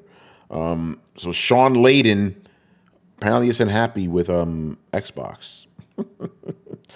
So I'm going to read this. He's not happy with a comment made by a certain Xbox head. Yeah, Phil Spencer, by the way. Yes. So I'm going to read this from Push Square. It's a short little article, but it's kind of funny. In the aftermath of its unfathomable $69 billion acquisition of Activision Blizzard, the top brass at Microsoft has been eager to express its dislike of Sony's marketing alliance with the Call of Duty franchise. Yeah, remember Phil Spencer wasn't happy about that. It's like, oh, look at what Sony has with Call of Duty, but now things are on the other end. Speaking with IGN, Phil Spencer insisted he wants to give players a choice on how to play your games and that his company won't do slimy platform things. While he never explicitly mentioned PlayStation, he made barbed comments at the beginning of his firm's Xbox showcase, stating that it's been 10 years since Call of Duty has been in our show, and it's been even longer since all Call of Duty players got the same game at the same time. A clear criticism of Sony's marketing deal with the series, which has historically featured platform advantages like additional modes and features. These comments attracted the attention of Shawn Layden, the former PlayStation executive who held a number of positions of Sony's gaming empire. According to the quotes, he used a viral GIF to express his feelings. So basically, and I'll just read this. So Phil Spencer said, "I want to give you the choice on how you play your games and how you play, and we will not try to do slimy platform things to force you to do what you want to." And then Shawn Layden responded with this GIF of like somebody like busting, like they're about spitting out their drink. Like, whoa, like this is public. People see this. Well, here's the thing. Let me finish up here because there are a couple of things. Layden has gone on to like a number of comments on social media suggesting Phil Spencer is being a hypocrite. Phil be talking out his ass. One post hearted by Layden reads, "So slimy like buying billion-dollar publishers to try and take more control of the industry." Another one that he liked. Here's the last paragraph here. Layden, who left PlayStation in 2019, became a firm favorite during the PS4 era due to his down-to-earth interview style and direct connection with fans. He even became particularly popular during Sony's PlayStation X community events, where he'd regularly rock up in gaming T-shirts and pose photographs with players. I've been to two of those. I can confirm this is true. In an era where Sony is perceived to feel distant and out of touch with his community, his no-nonsense attitude is clearly missed. Go ahead, Manny. I would say this. Like the thing, to be honest, I don't think that's that big of a deal because I mean, obviously, people still have bird memory because back in the 360 era, who was getting getting those exclusives? Very interesting. Yeah, it's right. Who was getting those exclusives? Mm-hmm. Yeah, it was Xbox. Was Xbox, right? Again, they paid. Microsoft pulled the same shit. Yeah. People saying, "Oh, hey, remember we always keep on bringing in this thing. Man, I wish the Call of Duty was on the PlayStation 3." Yeah, it is on the PlayStation 3. The only thing is that they control all of the media that says what console it's on. Yeah, by the way, for you guys who may not have heard the story, this years ago, probably around 2008, 2008, 2009, Call of Duty, you thought Call of Duty, you thought Xbox. Manny and I were in a GameStop, just talking to the clerks and stuff. And one guy, one of the customers, he was like, "Oh, man, I wish Call of Duty was on PlayStation." It's like, yes, it is. It's been on PlayStation, but the marketing, people thought it was an Xbox game. So yes, very interesting that Phil Spencer is saying these comments when it was Xbox who owned Call of Duty, who held all those exclusives. They're doing the same fucking thing, It's the same thing. I'll say this. The only reason why, what was it? Console exclusive. What was it? Not console exclusive. The term timed exclusive. The only reason why that even exists is because of Xbox. Yeah. They coined that became their term when they were buying up Tomb Raider. Remember that one? Yep, I remember. And a couple of those other games back in the day. Well, obviously, Sony did that too with Tomb Raider when they kept it from Sega Saturn. But the thing about it is, it's literally people in glass houses shouldn't throw stones because they were just as slimy, just as fucked up. Yep. Both sides. Yeah. So Shawn Layden's reaction, to be honest, I think it was funny because it is funny. He didn't say anything. He just went, come on, man. Yeah. You think that you guys weren't doing anything fucked up? Come on, you literally bought two of the two biggest companies. What do we always say? Have we always said that Xbox's biggest exclusive was money? Money. Yep. And it's fun again, and the fact that he liked tweets of people calling Phil Spencer a hypocrite, hilarious. I miss that we're not going to have people's likes, visible anymore. Likes visible anymore. Yeah, because that's gold. A lot of sites ran with that. Apollyon Neon. I think I'm saying that right. The quote was taken out of context too, and people spun it, but whatever. But regardless, it's like, come on, man. You, like you said, don't throw stones in glass houses, bro. Very interesting. People in glass houses shouldn't throw stones. Remember that, kids. That's an old idiom. Yeah. from ages before us. Yeah, pretty much. Literally means you got a house. Don't go throwing stones out of your own glass house because the glass will come crashing down on you too. Yeah. So. Yeah. All right, let's move on. I had something about the Phil Spencer wanting an Xbox handheld, but I don't want to talk about that anymore. Yeah, I mean, he keeps on. He keeps talking about it. Yeah, he keeps talking about it, but I'm like, let's just stop fucking talking about it and do it. Yeah. Put it out. Put out the and then also fix Windows Mobile. Yeah. While you're at it. Yeah. All right. So I want to go on to some good news, and this is kind of timely given that Elden Ring DLC is dropping next week. The game Elden Ring has sold over 25 million copies. Remember when they told us this was a niche franchise? Nobody buys these games. Oh, those are very salty people. Yeah. They've been saying that for years, though. It's like Bloodborne went out to sell a shit ton. We're going to talk about Bloodborne a bit. Oh, it's niche. And Sekiro also. Sekiro, very Dark Souls 3. I think we could stop saying it's niche, But, I mean, yeah, the game is great. And it tells you how awesome this game is when it's a last-gen game, effectively. But it's still better than anything we've gotten in the current gen. Fucking blows everything away. Game's great. So I'm hyped for that fucking. We're gonna go back in there, Chris. Man, we're gonna get our asses whooped. It's gonna be glorious. Oh, I can't wait! I've been actually practicing a little because I haven't played in a while. Play a little bit. Yeah, maybe I should do that too. Get the rust out. A buddy of mine is so excited for he loves Elden Ring. He's literally on his 4th or 5th New Game Plus. Oh shit, my man. Rolling through it. Yeah, I want to give a shout out to our friend Dave from J&L. He's one of those guys. He's put like 600 hours into that fucking game, And that was the last time I checked was a couple years ago. He may have put more hours, I think I was at 260. Shit. And I'm on New Game Plus 3. My main character, yeah.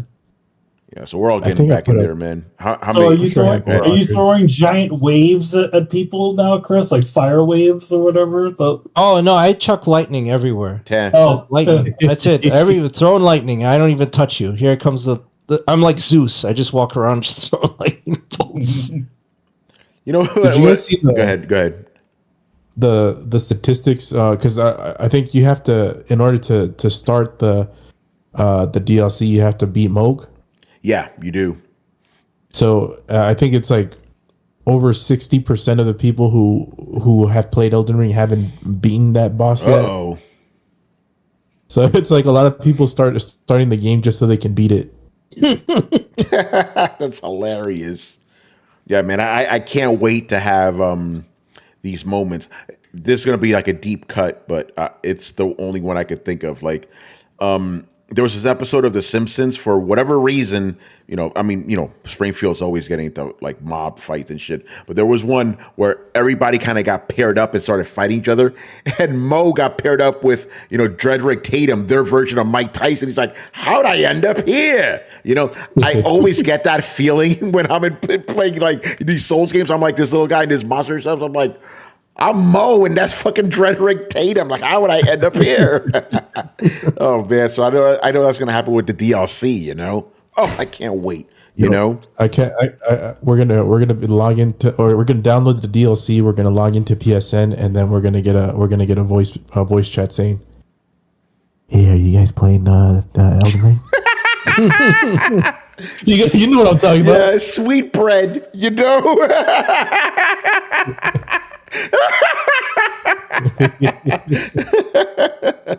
Oh, yo, man, I cannot freaking wait though. Yeah, man. Look at Carlos. You and I excited for video games. Excuse me. I didn't think that was What's possible. going on? What is this? 2017. Honestly, this year between Stellar Blade and this, I don't have anything else for this year that I'm looking forward to. That's pretty much it. And Wukong, let's fucking go. Okay, yeah. Okay, that's okay. By the way, all these games have something in common. They're from a certain part of the world, and it ain't the West, and we're being diverse in this motherfucker. We got Korea in the house.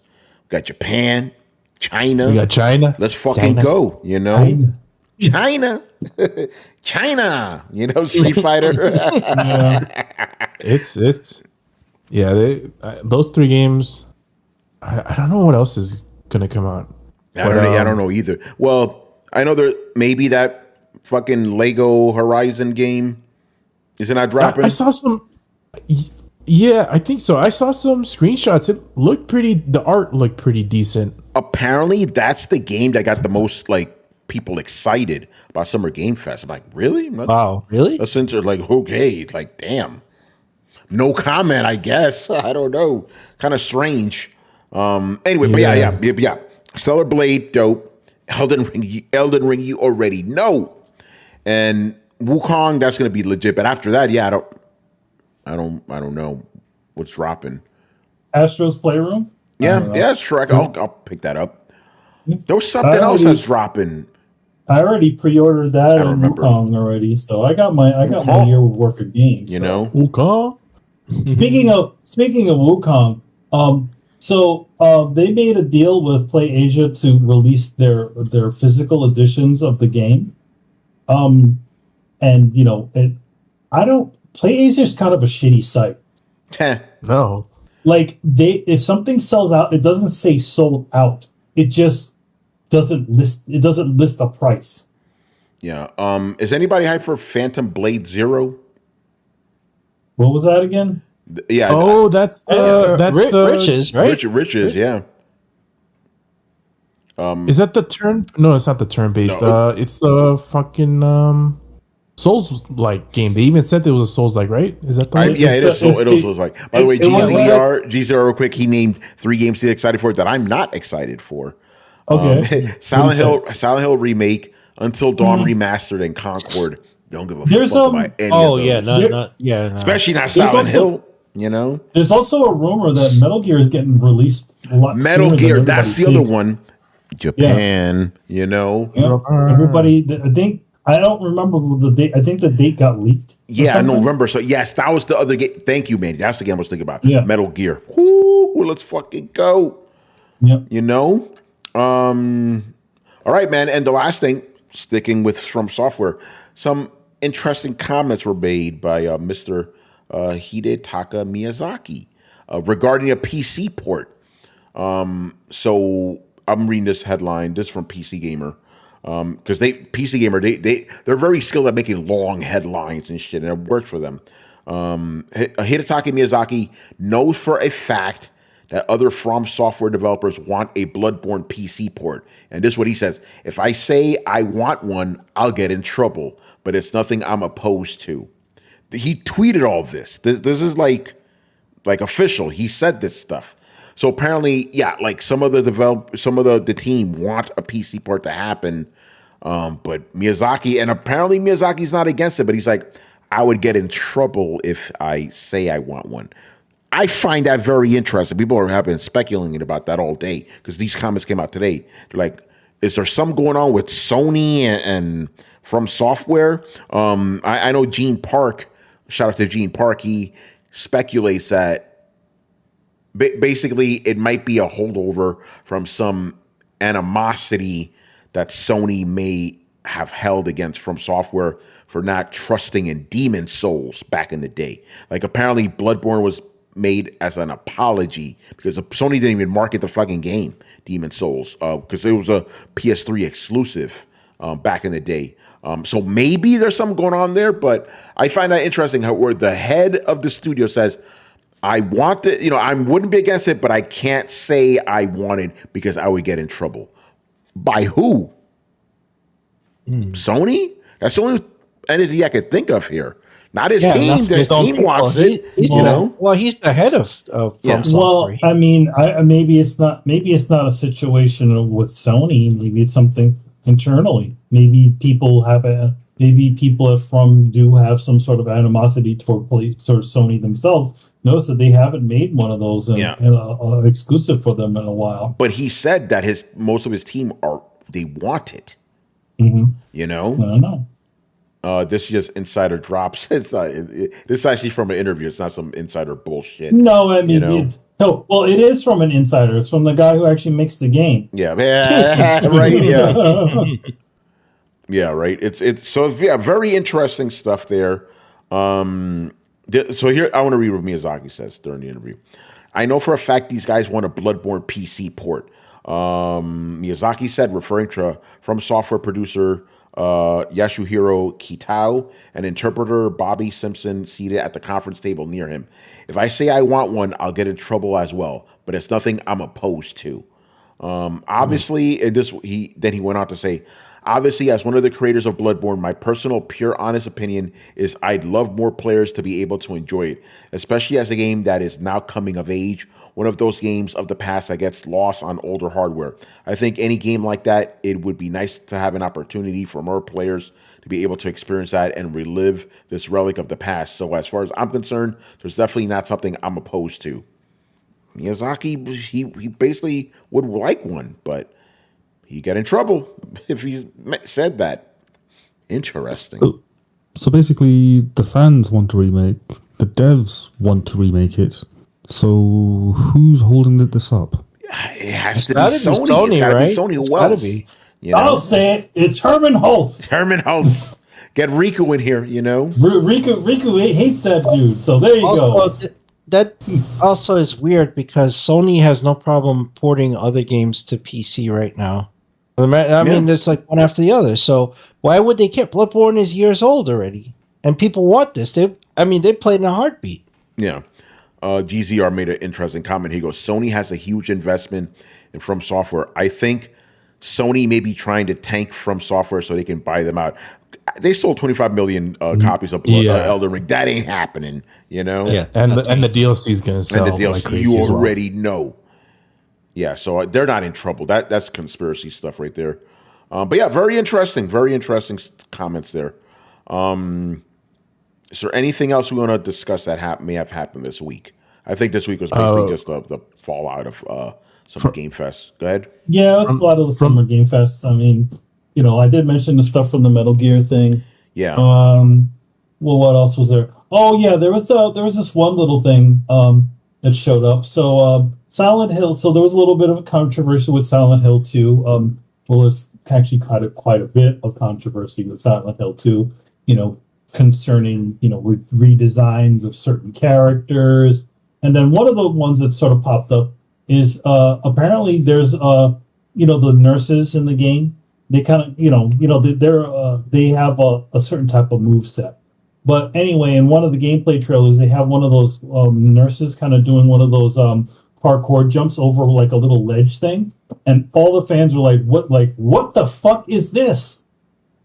Because the nurses in that game, not to mention, it's one of those parkour kind of jumps, but it's also one of those animations that are essentially off the market, Unreal Engine animations. So right now, if you wanted to, you get the free version of Unreal Engine. They have a whole set of animations that you can activate in the game. That have different triggers. So you can make a parkour guy, you can make him jump off the walls. And he does little flips, and you can flip over edges.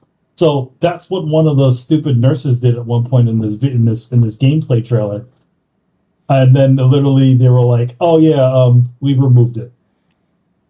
Yeah, real quick, because Torrance is hanging out in YouTube. He goes, "Did they show titties?" No, the controversy is that wasn't a controversy. Basically, the animation was some stock Unreal Engine. It was a stock Unreal Engine animation that was used in the game. So that got removed, and then there's a bit of controversy over the nurses in the game where they had gotten redesigned, but they kind of weren't. I mean, somebody was like, so I think it was some YouTuber was like, oh, the nurses aren't nearly as curvaceous as they were, but it's like officially the original nurses weren't super curvaceous. Since they were using this toy that made by Kyoto as an example. I'm like, no, Kyoto kind of sexied her up a little bit. So no, they look as close as close to what they look like in the original. The biggest changes are actually the changes to the main characters. So they've showed quite a bit of them, and they don't kind of look like themselves anymore. So a lot of fans are not so happy about those things, which I find this sort of like an interesting dichotomy compared to like what Konami Central is doing. Like, they're like, we're remaking Metal Gear Solid 3 exactly the way as you remembered, all the different things in it, and we're trying to be just as careful about keeping everything intact. Original voice actors, all the motion capture sequences, all the environments are exactly the same, just re-arted, and that's what we're doing. Whereas in Silent Hill, you hear a lot of like stuff like, "Oh, we're changing things modern around audiences. For modern audiences." The like again, like the redesign of I can't remember what was her name. What's the lady that looks Not like Maria? I forgot what her name was. Is it Maria? No. Or is that one Maria? Maria or the blonde chick? The Maria's the one that looks like his wife, right? Yeah. So I forgot the other chick. The chick he finds in the cemetery. I forgot her name. They redesigned her too. She looks way different. She's kind of they made her a little bit chubbier looking. Oh, the girl with the double chin, yeah. Yeah, they made her a little chubbier looking. I mean, I don't see that as a thing because it's like, I don't that big of a change. I feel like Maria's change is kind of like the biggest one to me. I think her name is Angela. Yeah, that's the other girl. The girl we're talking about, the double chin, kind of looks like David Duchovny. Yeah, David Duchovny in Twin Peaks. When he was in drag. Anyway, she got redesigned, and then Maria got she got kind of covered up a little bit, and her outfit was sort of changed around because I don't know, like I feel like it's a weird one with her because it's like she is sort of like a weird sort of over sexualized manifestation of his wife. So she's kind of supposed to be kind of risque looking, right? Well, these people don't think about context, Yeah, I mean that's like if you look at you look at his wife, and then you look at her, she's just like kind of like supposed to be sort of a weirded out version of his wife created by the town. So it makes sense to me that she would be a little bit sort of over the top. So it's interesting seeing these sorts of things. Again, what happened to that same sort of sentiment that's going on with Metal Gear? Well, we're going to be remaking the game, with better graphics and with all the things that you remember. Yeah, very interesting. Why isn't it the same for Silent Hill? Yeah, well, different people, they want to put their stamp on it. Yeah, so Bloober's doing Silent Hill. That's the thing. Well, that's why it's Western Studio. So I think that answers everything right there. It's an interesting one. I mean, again, obviously, I'm sure Chris is still going to play the game, but it's like, if you start messing with the Silent Hill fans, and the Metal Gear fans, if you start fucking with that stuff, people will just drop it. Yeah. And any good races that they have gotten from what was it, Silent Hill, the short memory or whatever, the short message. Yeah. That I played that. That's terrible. It's terrible. Right? Yeah, I don't play that. Okay. But as you like, Silent Hill. All right, I'll try it out. That game sucks. The story sucks. It's like a walking simulator, and only in like the last 10 minutes you're running away from a monster. Right? Mm-hmm. It's terrible. Don't play that. Okay. These trash. Carlos, you were gonna say something about what else happened this week? I guess not. That's relatable. I was gonna ask Rich a question. Go ahead. Yo, Rich, you there? Oh, He's coming. He's coming. Got to unmute himself. Maybe check settings because Discord's stupid. Rich, if you're talking, we cannot hear you, man. Some may have gotten him. Maybe he said something tonight, and Sony or Microsoft came after him. well, maybe. And the crazy thing, maybe he's tried to talk throughout the show, and Imagine that. Like, yo, he been quiet. Rich, you know what you could do? This, believe it or not, works. Just drop out a call and come back. that Man, Jim Ryan's outside his house cutting his internet. Talking all that shit, Richard. They got you, bro. Right after he cut my power, you went to he cut your power. You went to Rich's house, cut. Wait. Jim Ryan, apparently he's just venomous. He's just like waiting outside of people's houses now since he's retired. He's a gremlin. You talked all this smack about me. That's right. He's getting his revenge. It's like his revenge. Yeah, Rich, if you can hear us, just drop out and come back. I think. He popped up. He looks like he. Okay, he heard me. It means he can hear us. You know. Okay. And it's fucking Discord. Discord's, whack. Discord's weird. Yeah. All right, Rich. What about now, man? That was very weird. There we go. You're back. There we go. Yo, Rich, I have a question. So we talked this weekend about the purpose of the Xbox game showcase, in particular being there in person, since the press conference is just you guys are watching just the TV screen, the same thing that we're doing, and obviously some of the important things to be there is to network, be around people, meet up with people, and go to your schedules and stuff. But I'm curious, when you were watching the show from it wasn't even the Microsoft Theater anymore, it was whatever place you went to, how was the vibe? Like, was there any interactions? Were you just waiting for a screen to turn on? Was there people cheering? How was the press conference itself? Okay, this is an excellent question, Carlos. The vibe was very chilled, laid back. I know earlier in this podcast, Tony mentioned the Iron Lords. They actually were sitting in front of me. Like in the row directly in front of me. I don't know where Hip Hop Gamer was at. Usually I could hear Hip Hop Gamer and I could tell where he's at. I couldn't tell because there was so many people in there.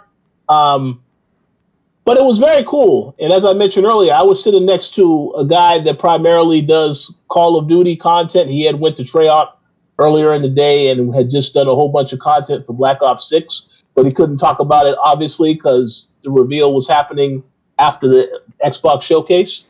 But I do want to, again, mention that the Xbox showcase was pre-taped. Now, before the show started, Phil Spencer, Sarah Bond, and Matt Booty did come out to thank everybody for attending, for coming to the showcase, and just to have a good time. But that was it. There wasn't no one coming on stage to talk about any of this stuff as it was happening. All that was pre-recorded. So when you saw the footage of Phil Spencer talking and Sarah Bond talking and Matt Booty, that was all pre-recorded. But yeah, the vibe was very chill. People were very excited. As they started to see certain stuff get revealed, they were very, very like, oh, I wasn't expecting that to be here. Even though there was some stuff that didn't have any release dates. They were just surprised that it was even a part of the showcase to begin with. So I think it was a pretty cool experience. And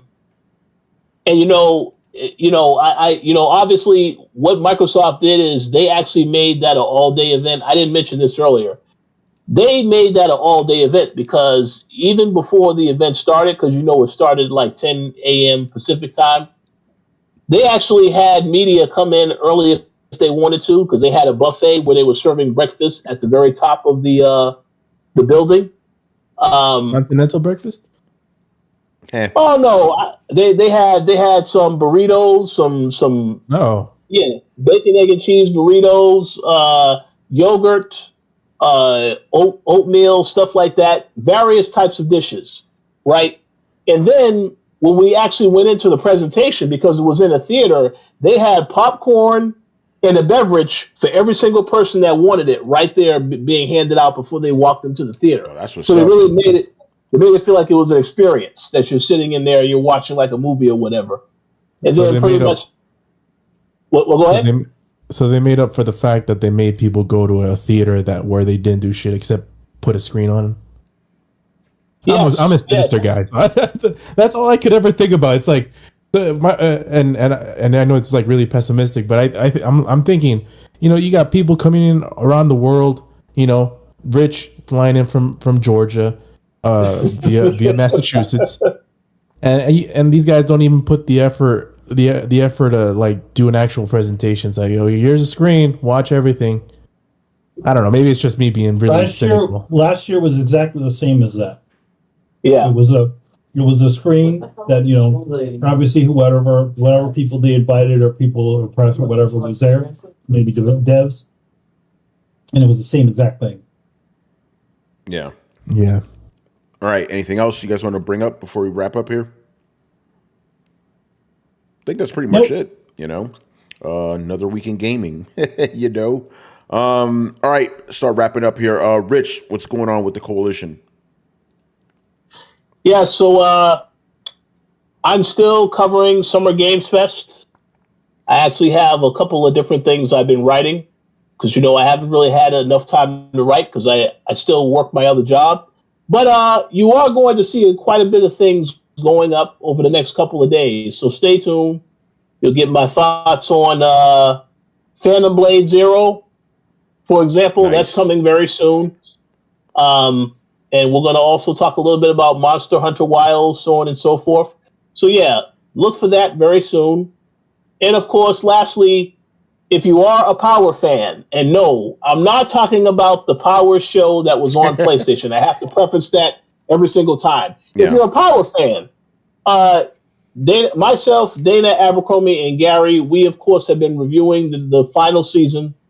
We have an episode review dropping within the next 30 minutes. So make sure that you're watching on the Coalition channel if you want to see our thoughts on the second episode, which is currently airing on Stars.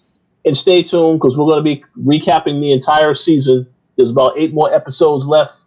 So stay tuned for that. And coming soon, the return of I Am Negan with Carlos's favorite show, the Daryl Dixon Show. That will be later on this year. I think it's September is when that drops, sometime in September, I think. But yeah, stay tuned for that because Adam said he is very excited. He can't wait for that show to return. This is it. Real quick, I want to give me gears. Yeah, I want to give a shout out to Fatal Mephisto over on YouTube. That's a name I haven't seen in a while, man. Old school, Thank you for showing up. Yes, we are back on YouTube. Also, real quick, I guess we can end it off here. Jay Shep has a question for you, Rich. He wants to know, do you get the feeling that Sony will have a showcase later this year? Well, I'm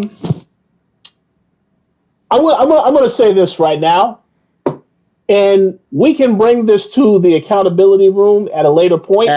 Because I know when I made a comment last time that I believe they are going to, the couple people on this cast said, nah, man, Rich, what are you talking about? I'm telling you right now, if Sony has any games coming in 2025, there's no way they're not going to talk about that stuff before the year is over. Because I just think, obviously, you have the Lego game coming out later this year. I don't know if there's a release date for that. I do know Astrobot, that's coming in September. Okay, so I kind of feel like we've heard multiple reports. Sony has a lot of games dropping in 2025. I'm talking about the first party stuff like, of course, Death Stranding 2, et cetera, et cetera. So I do think it's possible they will have something by the end of the year, only because they have to start talking about some of the stuff they have coming next year. Now, could they put some of these trailers in the actual video game award show? Absolutely. And we already know that Jeff Keighley and his distant lover, Hideo Kojima, I'm pretty sure you're going to definitely see Death Stranding 2, another trailer in that show. But I'm just thinking to myself, we'll see what happens. But I'll just say we'll see. I don't think it's out of the realm of possibility that they could have some other event where they show, because they know that last play event was not that Sony's not trying to it. block Rich from talking right now. You're cutting out, Rich, but you're trying to say that the last state of play was ass. Really? Yeah, you were cutting out. So I think Sony's trying to cut you off. But I I'll think Jim say, Ryan's yeah, fighting Jim it. Ryan's Oh, like, man, he ain't happy yeah. with you. But yeah, that last state of play was fucking ass. You know? So there you go, Jim Yes. Ryan. Come get me. You know? According to Riku, it'll be Herman Holtz. Yeah. Yo, I don't remember what they showed at that state of play. I just remember it was booty, you know? Like, what are you guys doing? We talked about this on the Sunday show. I did find it funny that PlayStation fans were demanding shows at the quality of the Xbox showcase. That's why I tweeted out, I'm like, oh, PlayStation fans are Xbox fans now? Very interesting to me. Well, I will say, just be sure to remind those individuals that a lot of those world premieres that they showed at Xbox are also coming to PlayStation. That's right. Yeah. So Expedition 33, that look absolutely badass. That's also coming to PlayStation, so they could be excited about that. Yeah. J Shep says, I'm being nice. It was worse than ass. Yeah, I was being diplomatic. I was being diplomatic when I called it ass. You know? All right. It's fucking crazy. All right, man. So wrapping up here. So make sure you follow Throwdown on Twitch and Twitter. You're in a Discord where the conversations and the rumors are always popping. Also, again, we are back on YouTube, so make sure you hit like, subscribe, and hit the bell to be notified of when we go live every Thursday and Sunday night at 10:30 p.m. Eastern. We are also on every podcast app on the planet. Throwdown Show. That's 2 words, Throwdown Show.